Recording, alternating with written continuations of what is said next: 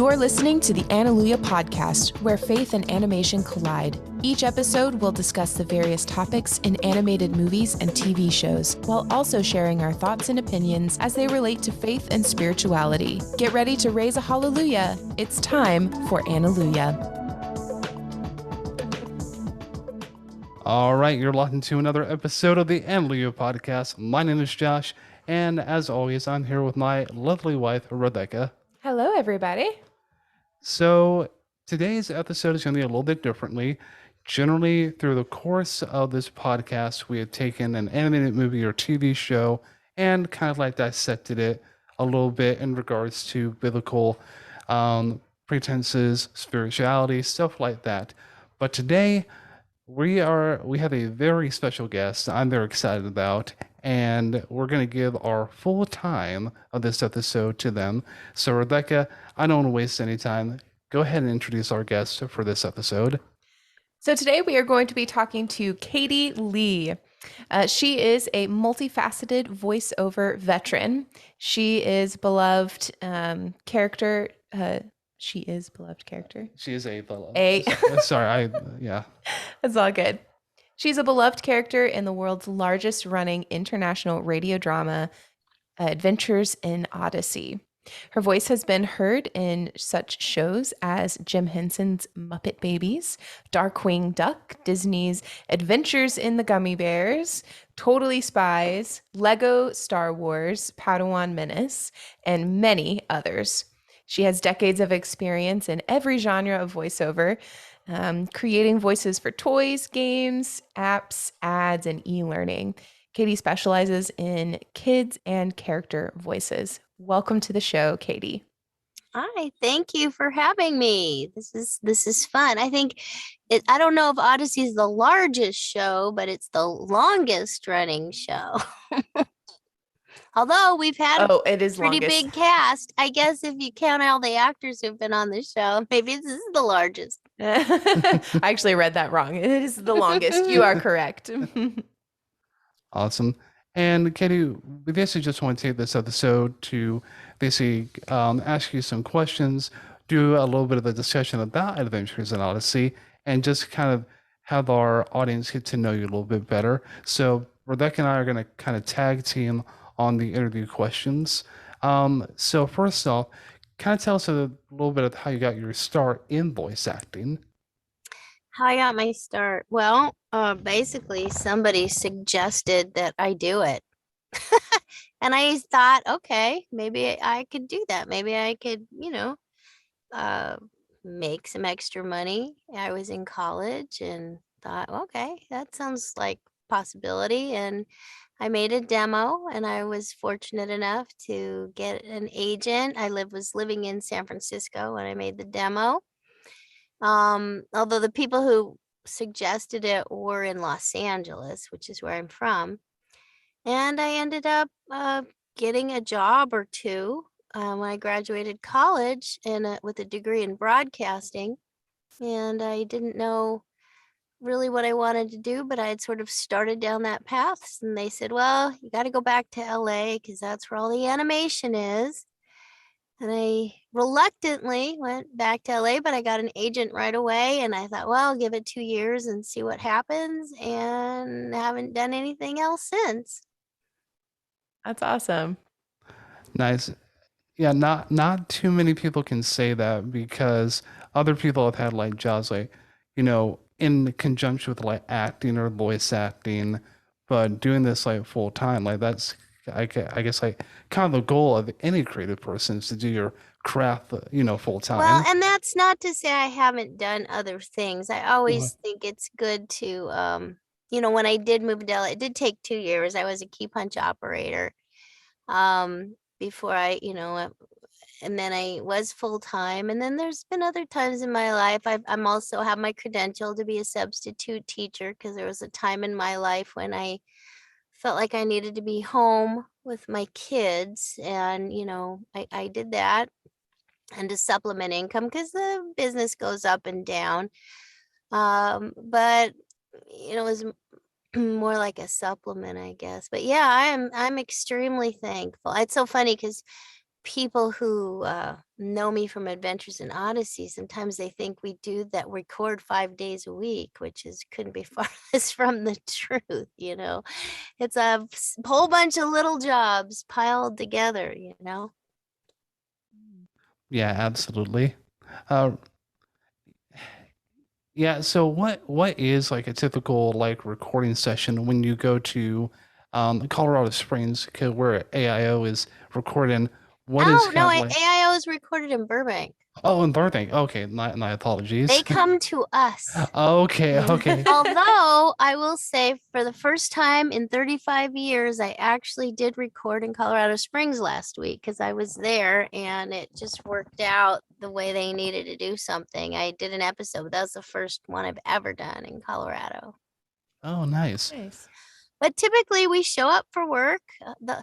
Nowadays, they send us our scripts via email because they can. When I started, that didn't even exist. Believe it or not, folks, at one point in history, there was no such thing as email.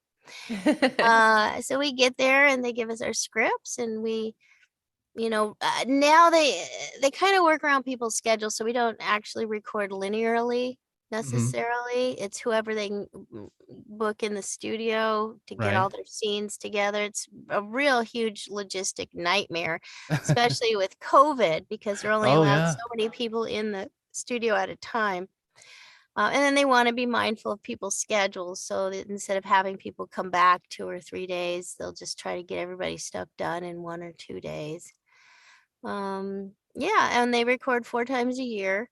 And we just sit around the mics, just like the old time recording, and read our stuff until we get it right and move on to the next scene. Nice. Wonderful. And animation is done the same way, Oh, yeah. So there's really not too much. Would you say that there's not too much of the difference between recording a audio drama versus like animation? Yeah, I wouldn't. The only difference is when we're doing animation, we can't overlap the dialogue. Okay, yeah, because you have to match the mouth flaps, as they're called. No, that's for dubbing. Oh, When we're dubbing, yeah. recording for animation, it's all original. If Oh, it's okay. original, and then they animate to our voices.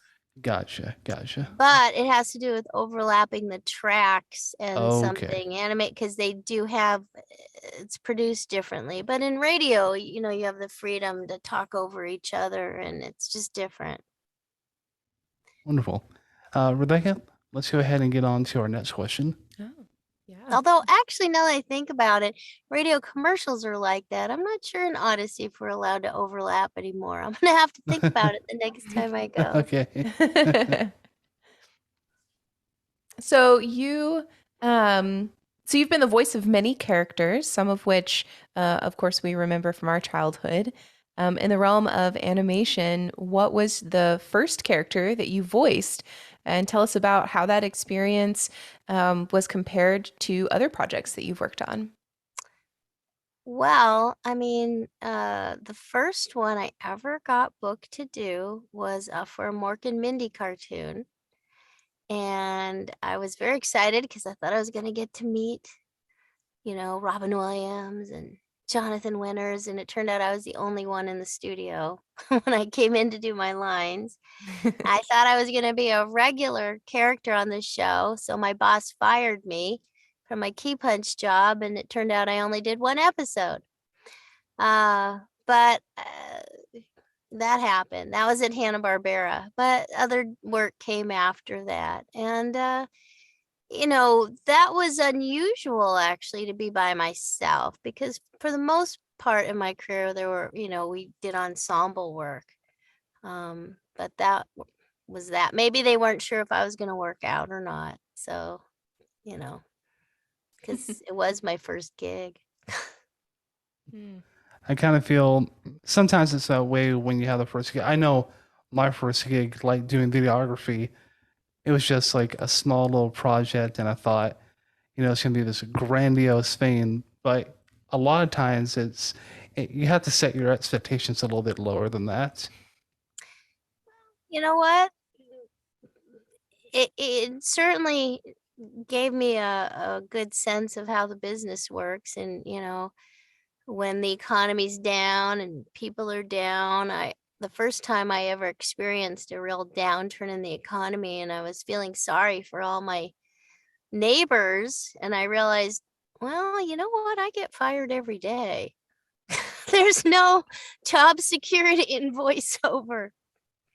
Yeah, that's unnerving. I guess that's pretty true with a lot of creative, sort of and you just have contract jobs. to have faith. Mm-hmm. Really do. Yeah, but the next one's coming. Yeah. And be frugal. Don't spend everything you earn. There's some basic financial advice. Yeah. Don't absolutely. think because you get cast for something that you've got 26 episodes coming, so you Right. go do, because you never know what's going to happen. Mm-hmm. Yeah, absolutely. So getting into a little bit more of the acting side of things, with voiceover acting, I've heard at least that it's more important in how you're acting, how you're bringing that character to life, rather than just saying, "Oh, I can do a voice." Absolutely. So tell us a bit more about that emphasis. Why is it important? Well, as Jess Harnell says, little V, big A, voice acting. The acting is way more important than the voice. And usually once you figure out who you are and what you're doing, a voice will come along. Because, you have to be believable. You have to create, the sense that whatever's happening is really happening, and the acting is really important. I came up with the term voicinalities because they're not just voices, they're personalities, they're characters. So I think people have to, you just have to keep that in mind. You can't just say, oh, I can do a funny voice. Can you sustain it? Do you know how that character sneezes? Do you know how they cough? Do you know how they cry? Do you know how they sound when they're running? Do they, what's their biggest fear? What's going on with them emotionally? So there's so much more to it than just creating a voice. And I hate to discourage people, but some people will just like talk real funny and look, I can do voices too. I'm like, that's great. Let me see you read a script. Right, in that same voice. Yeah, and make it sound compelling. Mm-hmm. Yeah, you got to be believable. You got to. Yeah, you got to be believable. I just finished a 3-hour course with some kids actually who are Odyssey fans. I didn't even know it. They all were. It was an animation acting class for kids, and one of them was so cute. She asked me, how do you play Connie? How do you make her sound real? I'm like, all the things I'm teaching you here today. If you don't feel it here, other people's ears don't hear it, because our ears are lie detectors. If we feel it, if I feel it, you'll feel it. Yeah, absolutely. Yeah, Does that answer your question, Josh? Oh yeah, yeah, absolutely. Yeah, again, whatever they have said, you have to make that character believable. You have to make me feel connected to that character in a way. Yeah, I would imagine with like Odyssey, you don't see the character, so it's harder to get a sense of their action. So that voice acting really has to come through. Yeah, I mean, that's exactly right. Everybody has their own idea of what the characters look like. There's nothing. I mean, they do like draw stuff for album covers, which is unfortunate, because I don't, but whatever, still people have different ideas, and if they've never seen an album cover or just listened on the radio, they don't know. They have their own ideas of what we look like. That's why it's more important. Just like it doesn't matter so much what you look like, it doesn't matter so much what your particular voice sounds like, but if people believe whatever it is you're doing, and they're engaged in the scene and believe you are who you are doing what you're doing, that's the most important thing. Yeah, it reminds me of reading a book. When you read a book, you end up creating this visual image in your head, and you almost like you create create the voices too. Yeah. Exactly. Yeah. And there's something really fun about that. Yeah. I mean, our imaginations are such a wonderful gift from God, and we shouldn't, underestimate them or underappreciate them, and use them, because, it's a really powerful tool. Absolutely. Yeah, I would absolutely agree with that. Yeah. 100%. So, going back to the voiceover acting class that you were teaching, being a veteran voice actor, what made you want to start getting workshops and, providing that service? Someone asked me to do something. I mean, it started a long time ago, and so I sort of very trepidatiously stuck my toe in, and I managed to get through one class, and then I've done others, and kind of the feedback. I like the interaction with people. I like being the boss, so that's fun. But people really enjoy it, and I know that I sort of feel like it's, as you get older, as I get older, maybe an opportunity to serve people by sharing what I've learned. So I don't do it. I don't have like a regular schedule for classes, but people ask, so I'll schedule something. I actually am teaching. I'm running a whole week-long workshop with youth in a couple weeks up at Pepperdine University for some kids, and I've never done that before, so I'm just praying I do a decent job for the whole week.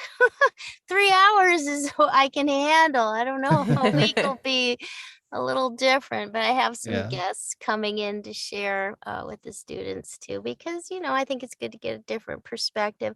The other thing that, because I always thought, well, a lot of people teach. There's people offering courses all over, and I thought, well, what can I do different? What's the difference? And I realized, listening to some of my colleagues who also coach or share what their perspective is, that we all say the same thing, which was encouraging to me, because that just validated what I'm teaching people. It's just that I might say it differently from somebody else. So someone, we've all had the experience, just even say in church or hearing a Bible verse, and you didn't get anything from one person, but then someone else talks about it, and all of a sudden there's an aha. Yeah, it can come alive when you have different perspectives of people saying the same thing. Yeah, you're absolutely right. I love that. Yeah, so basically I just didn't talk myself out of it. Well, that's good. That's important, great.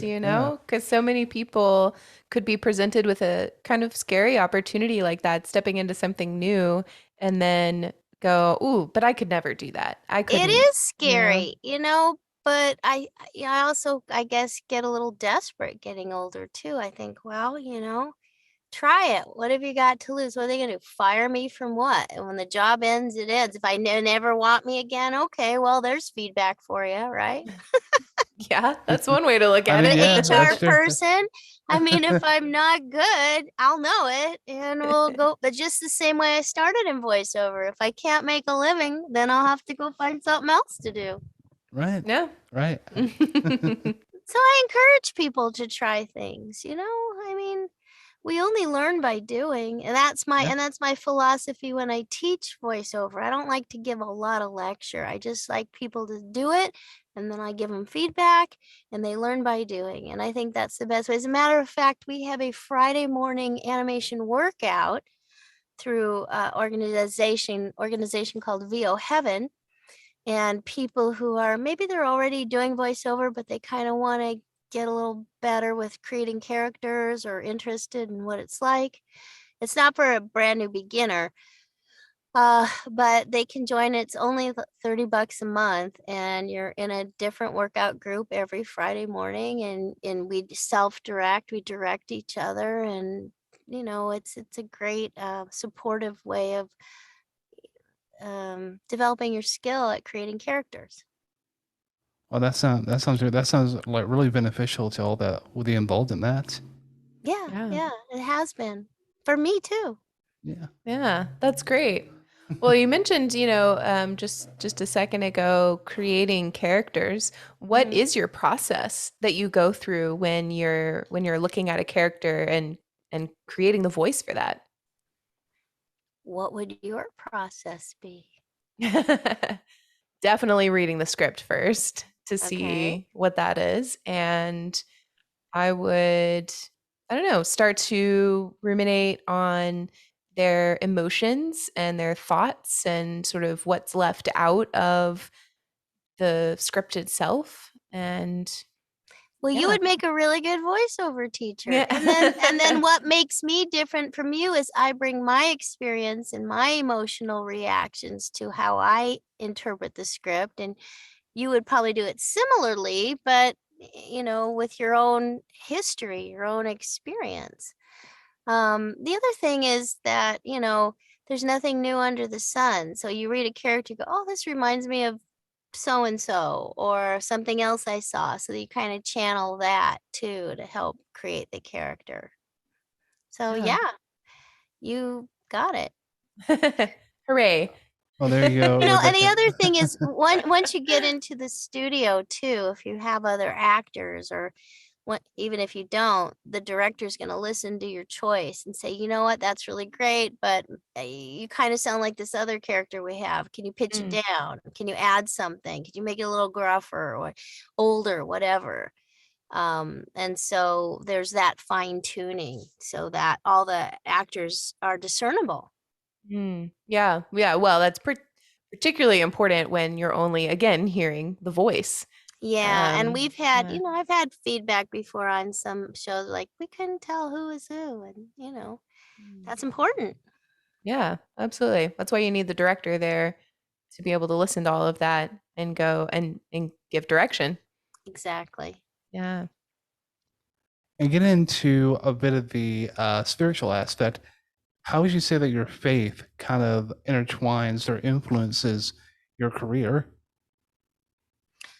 Oh, like I said, I don't think how anybody can go through the ups and downs in life without having faith, whether it's family stuff or your work. I mean, every day is new and every tomorrow is unknown. So, I think being rooted and grounded, if I can quote the Bible, is very helpful to have that faith in whatever's going to happen. When I became a substitute teacher, that wasn't really on my agenda at the time, but stuff happened in my life. And, you just have to trust that God's going to help you get through things one way or the other and be open-minded.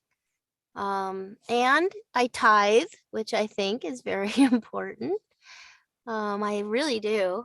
I think ever since I started, God has always been faithful to me financially. And so I highly recommend it. Yeah, just getting on the subject of tithing, it is so important because, again, it is a commandment, or God, telling us, give a tenth of whatever you earn, and you just give it, faithfully, not worrying about oh, am I gonna have money for this and that? You have to trust. Exactly. You just have to trust. And Yeah. and sometimes I was telling my pastor, I feel like God gives. It's all his, but he gives 90% to me. That's a good way to look at it. Yeah, it's a pretty good deal. I think so. Yeah. Oh, you asked the question I was going to ask. I was like, we we're switched. talking about. Sorry. It's okay. Yeah. Oh, this is fun. So you actually have a podcast yourself called Tell You Later. Yes, it's So a tell us about show, actually. If you talk to my crew of one, don't call it a podcast. It's a show. But yes, it's called Tell You Later. It's on YouTube. You can, and the visual, it's video, but you can also hear it on wherever podcasts are. So you can just listen if you want to. It's Patreon supported right now. So actually YouTube doesn't get the full show, but the patrons get the full show to hear and watch, depending on what level they're at. I started it last year, about a year and a half ago, with my buddy Will Ryan, and we had a lot of fun doing it every week until unfortunately he passed away in November. But I've been trying to carry on, and we've had a lot of fun guests, other actors from the Adventures in Odyssey. I've brought in other people from the voiceover community. I try to a lot of it's goofing off. There's nothing too serious. Our motto is where you learn so much about so little, and vice versa. Or as Will used to call it, the Bermuda Triangle of Thought. Because we have a lot of rabbit trails. But yeah, our patrons, our patrons get other episodes. Like we have something called Welcome to Later we started doing because we never finish our thoughts. So the Welcome to Later is to finish the thoughts that we started on Tell You Later. And then some Adventures in Popcorn. And we have original music of Will's available for people to listen to on a monthly basis because he was an amazing musician and songwriter, and he had all these albums, but he really wasn't very good at marketing. He would sell his stuff at live performances, but I mean, people didn't really get to hear his music. He had a cowboy band, Will Ryan and the Cactus County Cowboys. And on Tell You Later, he would come in and write songs, and we would, maybe rehearse it like 2 or 3 times, not very much, but create some great songs that you can find if you go to our YouTube channel and look at the songs there. We've got some really great fun. Everybody I show it to laughs. And so if you need a laugh, that's where you need to go to Tell You Later. Yeah, no, I have watched a bit of the stuff on YouTube. It is very funny, and I mean, it right in my day at least. So definitely, good. yeah, I would definitely recommend it. Now, correct me if I'm wrong. The show name "Tell You Later," I'm thinking that is maybe a nod to Adventures in Odyssey, because Connie's character is always the last to know. Oh, now that's interesting. I wish I was smart enough to make that connection when we came up with that. That is very funny. That's great. I could say that, but the truth of the matter is Will was really anxious to just start making a YouTube show, and the crew of one, who is my spouse, my husband, and they're like, let's do it. And they're like, okay, Will's coming over. When we first started January 2021, Will's coming over. I'm like, great. And it's like, get on your makeup. Come, we're going to do this. And I'm like, what are we supposed to say when we start, when we have an opening? We don't even have a name. What are we supposed to say? Welcome to We'll Tell You Later. And that's how the name came. And they're like, let's just call it that because we don't have a name for this show. That's fun. Sometimes that's the best way. You just kind of show up and just chat. So I was just as frustrated as Connie because I didn't know. I thought, can we try to be professional? And Will would say, well, I listen to watch a lot of YouTube, and when they get started, they don't know what they're doing. It just develops over time. Don't worry about it. I'm like, okay, whatever. Because even our theme song, we didn't have until a few episodes in, and he came up with this theme song. And then one of our fans, and I believe he's in Indiana or somewhere. His name's Josiah Crandall. Shout out to him. He's the media guy for his church. He said, I really like your theme song here. I animated it for you. Would you like it? And we're like, this is amazing. So wow. He's animated a couple other songs for us. We have a Tesla song and a Good Old Outer Space.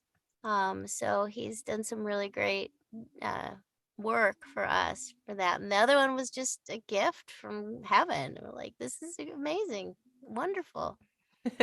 That's so awesome. Yeah, that's fantastic.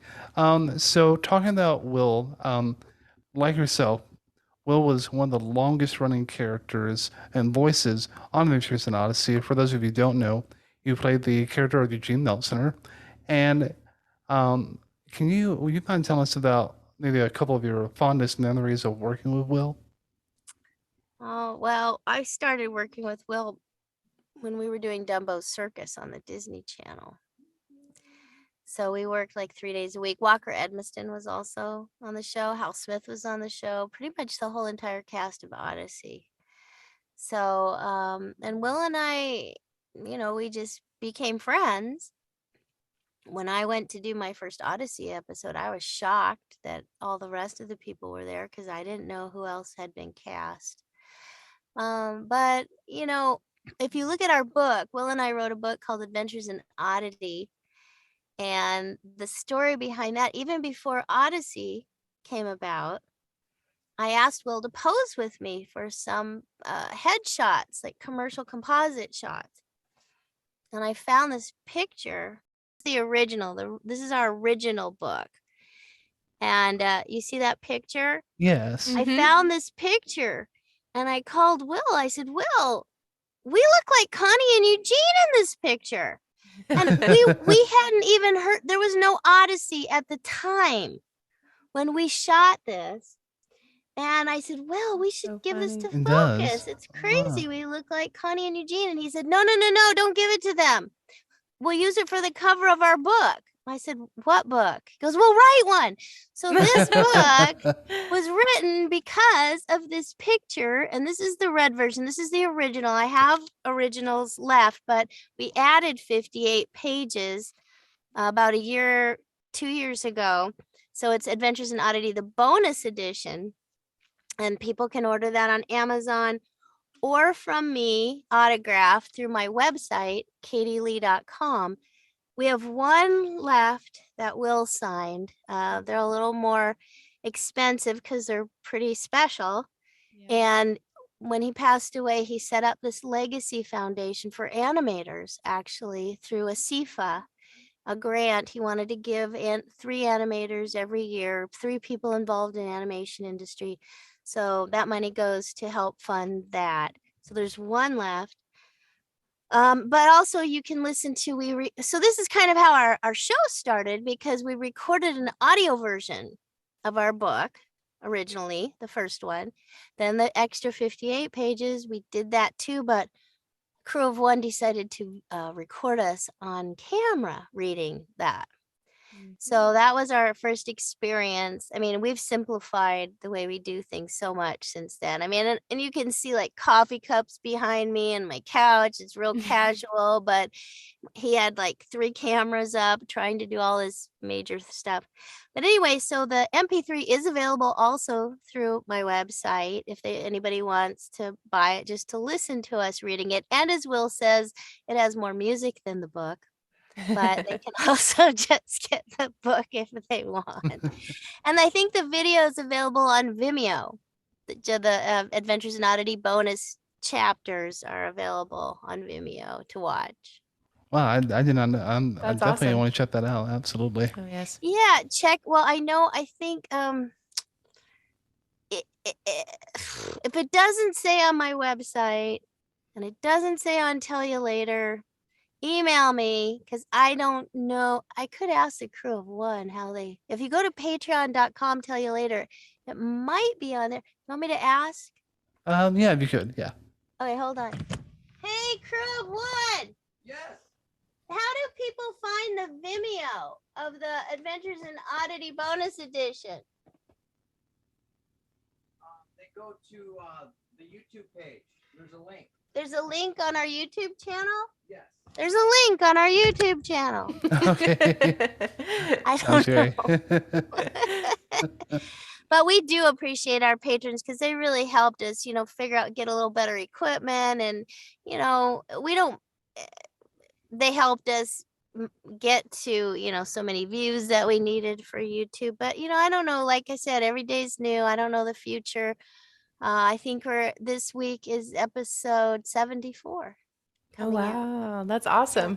But Chris and I have a blast. She's sort of like my unofficial co-host, Chris Anthony Lansdowne, because she and Kimmy are both really good friends of mine. But Chris and I like to create characters and goof off. And you can see us making Thanksgiving crafts last year where I forced her to try to be artistic with popcorn. Oh, gosh. That's great. But just Will, we have the same sense of humor. We thought a lot along the same lines, the same kinds of things made us laugh. So my favorite moments were just me looking at him and like having a mind reading moment where we'd crack up without saying a word. Nice. It's great to have friends like that. Yeah, Yeah. and we shared a love of popcorn. Yes. Always good. And I love how that, you can bring people that you've worked with onto a show that, you made your own basically. Again, Chris Anthony, Kim Robertson. Robertson, again, both Townsend Coleman, he's Yep, on. Townsend. Yep. I mean, Because and people getting don't usually get to yeah, see us. They just right, hear the show or maybe see us right. recording, but they don't get to hear us talk about other things. Yeah. And we do. And that's great. It kind of gives us, it's like, okay, yeah, they play this character, but they have a life outside of Odyssey. Exactly. That's right. Yeah. Yeah. Yeah. Speaking of life outside of Odyssey, so Where is Odyssey? I don't know. Oh. I always pictured like a northeastern town somewhere. That's a good. That's kind of That's like- as good as anything else. Yeah. I don't know why that, but so from Sunny Gummy in Disney's Adventures in Gummy Bears to Alex from Totally Spies, you've worked on so many different shows. Mhm. Though in the Christian sect, many of us know you as the voice of Connie Kendall from Adventures in Odyssey, which we've talked about. But how did you get booked for this character? And did you ever expect to still be the voice of this character to this day? Oh, how did I get booked for Connie? Well, basically, I got saved and I was praying and wanting God to use me in ministry somehow. And one day I was listening to Focus on the Family and they were playing family portraits, and I heard Hal Smith and maybe somebody else I knew. And I thought, wait a second, they're using professional voiceover actors, because I was already working in the business. And I happened to be in Arcadia at the time. And if those of you who know Focus on the Family history, they were in Arcadia. So that day, I heard it on the radio. I found a phone booth and a phone book and found their address and drove over and gave them my demo, reel to reel, and said I would really like to work with you guys. And eventually, I did a family portraits with them and some other stuff when they used to put their magazine on tape for the blind. They read it. They had a magazine, and then they wrote this part for me, or they needed a girl, and I don't. It's better to hear Phil Lawler tell it, but they said, we have this part and we want you to play. I'm like, sure, yeah, I'm there. And when they finally got around to hiring me, I just had given birth to my son, and I actually said, I can't do it this week. They're like, can you come in the studio this week? I'm like, no, I cannot. I'm really sorry. And I said, you're going to have to get somebody else. And I thought that was the end of it. And then 6 weeks later, they called me and said, can you come in now? And I couldn't believe it. And I really didn't want to, because they were kind of far away. But I thought, you know what? God has saved this for me to do. And I said, can I bring my baby? And they were like, sure. And that's what happened. My son is as old as Odyssey, and he was born in October. This is our 35th year on the air. And no, I did not expect it to last this long. That's awesome. That's awesome that it's been going on 35 years. Yeah. That's such a long time. I know. It's amazing. I think I started before some of these kids' parents were born, who I was teaching today. Oh, wow. Probably, yeah. Yeah, I know Josh. Josh is a huge fan of Adventures in Odyssey. I think you. Yay, Josh! Yeah. Well, like I started listening to like that when it was like on cassette tape.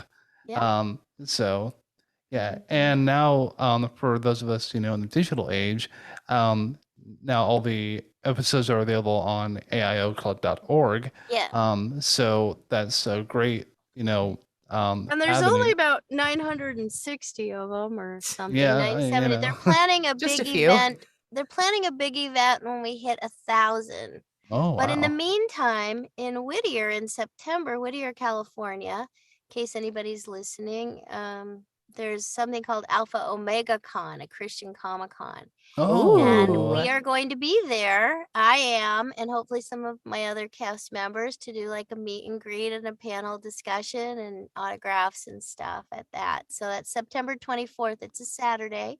It's in Whittier. If you live far away, make it a Disneyland trip. I don't know, but come on out and see us because I don't know if I'll be around for the 1,000th episode. So we'll see. That is really Yeah, exciting. I didn't know I- such a thing even existed. that's new to me. Yeah, I mean, it started out really small. It's still really small, but it's very, it's great for people out here who, their faith. It was started by the Christian comic artists because there's comic book artists, and that was Right. kind of like their idea. And according to the guy in charge, Pastor Ralph Miley, I said, "What's the fee?" He goes, "It's our 7th year, and we're making it free admission." Oh, That's so wow. nice. That's So, amazing. yeah, if people are interested, or there are panels talking about producing different things, writing, because it covers, Comic Cons cover all kinds of media and genres and stuff. So I don't know if we'll do a Fort Blanket review. I'm waiting to hear from the other guys. I don't know why they haven't answered me yet. Kimmy did. Kimmy said yes, she'll be there. So sometimes we do what we call Fort Blanket review, is something Will and Phil Lawler and I started, and use other Odyssey cast members to do live radio type performances for audiences. So we're available to do that. Sans dear Will Ryan, unfortunately, but we've got other ones, and we do scripts tailored to people's events or just stuff that we've done. SonicCon is coming up in October, I guess, in Virginia at Liberty University, and I've been there 2 years in a row. I don't know about this year; they haven't said anything, but that is at Liberty University, and it's an audio drama, audio theater, radio. How do they call audio drama con? Audio con. My brain. Look up Sonic Con. It's an audio Okay. theater convention. So a lot of people who actually grew up listening to Odyssey and are now creating their own podcasts or audio dramas. They go to the event and meet each other and network like conferences do. We have a lot of great speakers. Butch Hartman was there last year. Butch Hartman's supposed to be on Tell You Later too. I just gotta Great. nail down a date. So that will be fun. So, a lot of Christian creatives, and there's lots of fun events. It's a really great conference. Last year they had the Animaniacs there for stuff. They had Rob Paulson and Maurice LaMarche did a show with Randy Rogel and the orchestra from the university. And we did our Fort Blanket review skit, Kimmy, Phil, and I, and it was a lot of fun. That is very there's exciting. stuff going on. There's stuff going on, people. Yes. Gotta get out there. Yeah. Gosh, we'll definitely look into these, because when I Yeah, thought for sure. Conventions, I'm like, okay, there's anime conventions, there's these conventions, but it seems like there's a convention for almost anything now. Yeah. And you know what? That's great, because I think so much of the business nowadays, anybody's business probably, I don't know, I'm not in HR, but it seems to me it has to do with networking and meeting Right. people. Oh yeah. 100%. Yeah. And it's so important too, and so valuable to be able to connect with other people who love similar things that you do. And that's just so exciting to be able to have that opportunity. Lights the fire, iron sharpens iron. Yeah. Exactly. So, kind of going back to Connie for the when you're voicing this character, do you share any character qualities or traits with your character? I don't know. You tell me. Well, I mean, well, I guess since you personality wise, you are making that character. So I would say yes. Yeah, I think so. A lot of it is. I mean, I don't write the scripts, but I try to bring myself to the character. We both are from California. Oh We yeah. both of us have parents that got divorced when we were young. I don't know. And certain personality traits, maybe not history, but personality traits I'm sure we share. We are very strong-willed and do things first and then get in trouble later. Nice. So get into a bit more about Adventures in Odyssey. Let me see here. So, as you said previously, Adventures in Odyssey is probably one of, if not the longest running audio dramas. What do you like being about? Sorry, let me get my thoughts. What is it that you like? Okay, why can I not talk today? Okay. I don't know. What is it that you like about AIO that makes you glad to be a part of that? To be a That my part of it. paycheck. It's always good to get paid. No, I mean at this point, it's so much a part of my life. It's my identity, I feel like, in Christ. I'm part of something so amazing. It's awesome. No one could have predicted the impact we've had on people, and it's just who I am now. Yeah. Impact too on multiple generations. You know? Yeah, it's amazing. Yep. And on me. My Yeah. best Yeah. friends. They're my family. All right. Your You hear dog 'em? agrees. That's right. Yeah, apparently. Golly. Sorry Sounds about like that. there's a wolf outside. It's just the person who over exaggerates when people are outside. Yes, Molly gets very excited. Goodness. Oh, that's nice. Molly! Sorry about that. Maybe course. Amazon has brought you a package. And yeah. Sure would be Maybe. nice. Yeah. So with yeah. So we meet your character in the episodes titled Connie. If you'll excuse me for a second. Molly, hey, come over Give here. that dog a steak. Yeah. She would gladly have at it. So with getting more into about Adventures in Odyssey, we meet your character in the episodes appropriately titled Connie Part 1 and 2.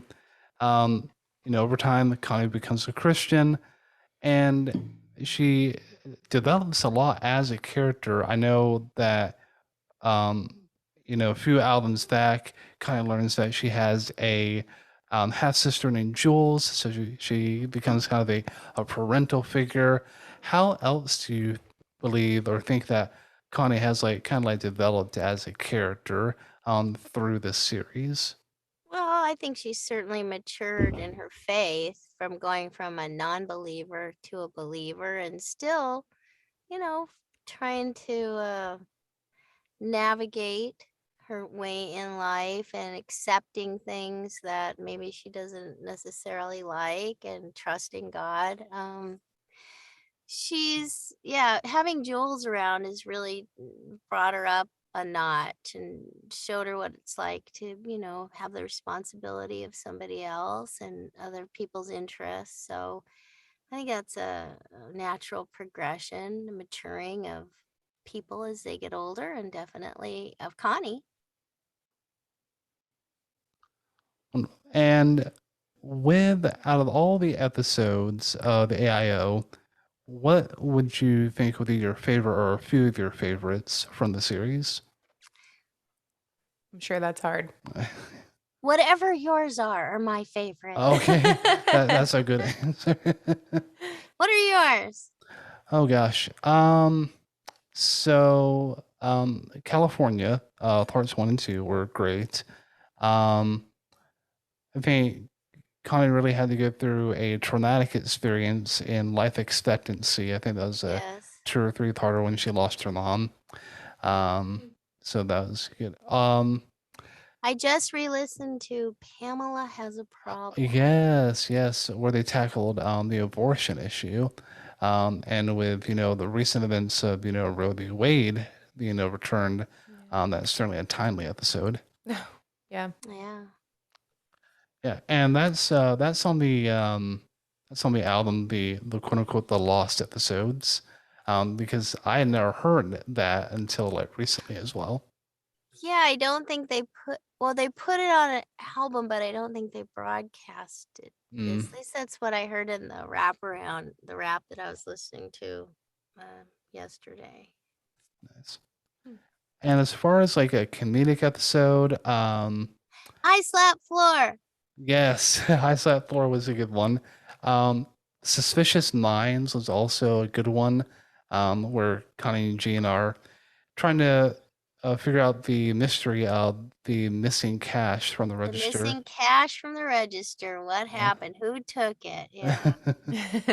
So a lot Yeah, of there's some really good stuff. My favorite episodes are probably my episodes with Connie and Eugene, and they kind of changed when his character got married and changed a big dynamic of the show that he wasn't too thrilled about. I mean, we loved the episodes that we did, but we missed working together. Right. Really, I think we have a few more. Oh, yeah. Oh, yeah. So we've talked a lot about the different people that you've worked with. Who are some of your other favorite people that you've worked with, both in and outside of Odyssey? I love working with Jess Harnell because he's a riot. I love Kimmy. I really enjoy working with her from the first day she came on the show. Janet Waldo, Walker Edmiston. We did a lot of other shows together. Pandemonium. Janet and Walker were on. That was my first series that I did. I told you about the one that was a 1 episode, Pandemonium, which was not very successful, not very good, but Walker was in it and Janet was in it, and that's how I met them. And she played, Joanne in the series, and Walker played Bart and Tom Riley. Other people I mean, it's so much fun to work with, stars, just because it's, the fun part of work. I've worked with Mark Hamill. I played his wife in something for a Nickelodeon. Oh yeah, cartoon. Nice. Oh my goodness.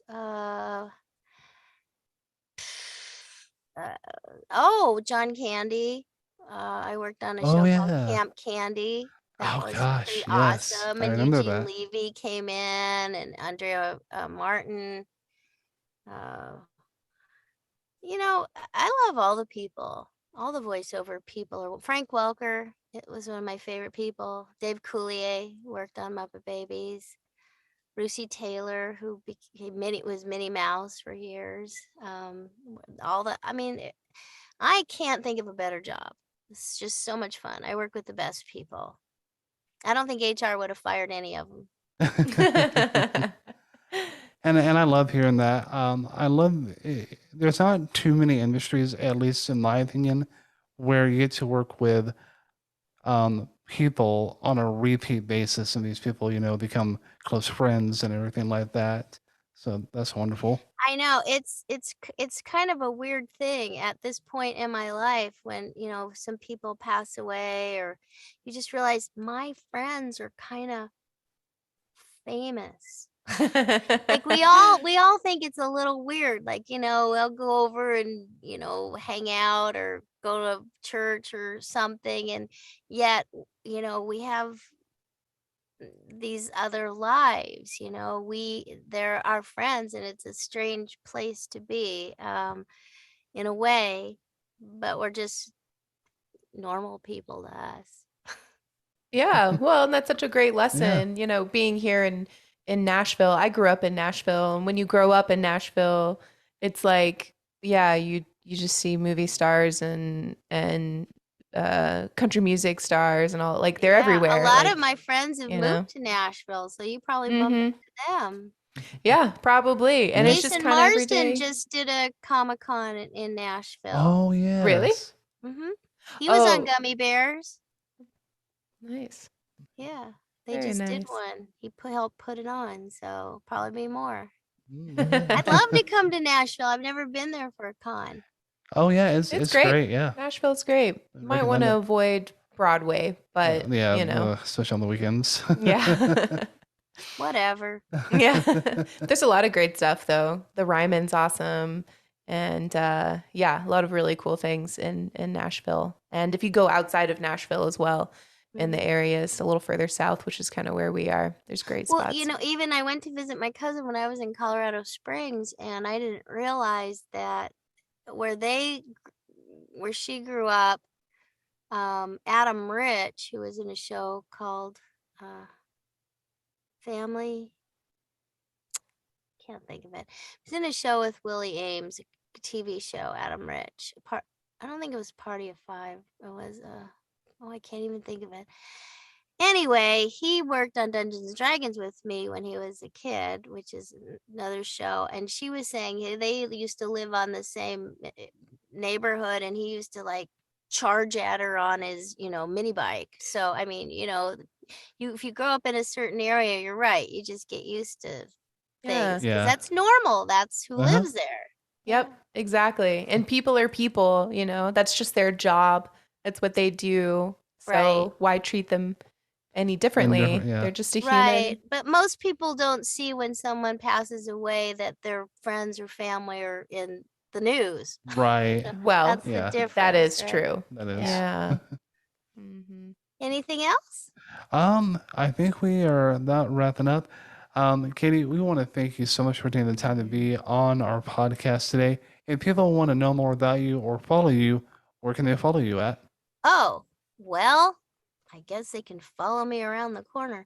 No, my website is Katie at KatieLeigh.com rather, or voiceofyourchildhood.com. Oh, I'll show you some, let's see, on Instagram, it's Katie Leigh VO. On Facebook, Katie Leigh VO, of course, Tell You Later. And we have merchandise now for Tell You Later, which is really fun. You can go to merchulator.com. And I've been making Connie candles. So they're available on my website too, if you can see them. Oh, wow. Oh, how fun. Nice. Chocolate. I have raspberry ripple and chocolate scented. So if they order them from the website, they can get them autographed or not autographed. And they smell. Can you smell it? I wish. It smells like chocolate. Well, anyway, so when I go to conventions, if I do again, I try to bring. I have them in actual glass jars, but you can't really take them with you traveling because they're just too heavy. But and they're pretty special, so they're not super. I think they're on sale right now, the chocolate ones, but they're in glass jars. You can go to my website, you can see. I didn't even think to have it out here, but it looks like an chocolate ice cream soda, and the other looks like a raspberry ripple sundae, and you can see pictures on the website. Maybe you can post it. Oh, you can go to ConnieCandles.com. Isn't that get it? Get it? Yes. Connie Candles, get it? Nice little play on words there. Yep. Well, once again, we want to thank Katie Leigh for being on our podcast today. And you can view the full conversation on our YouTube channel. Again, Analuia, both on YouTube, Facebook, Analuia Podcast on Instagram, and Analuia on Twitter. And until next time, keep those halos shiny and stay holy, my friends. Thank you for listening to the Analuia podcast. Be sure to follow us on Facebook, Twitter, and Instagram to keep up with all the latest information. We would love to hear your comments and questions about today's episode, as well as suggestions for future episodes. You can message us on our socials or email us at contact@analuia.com.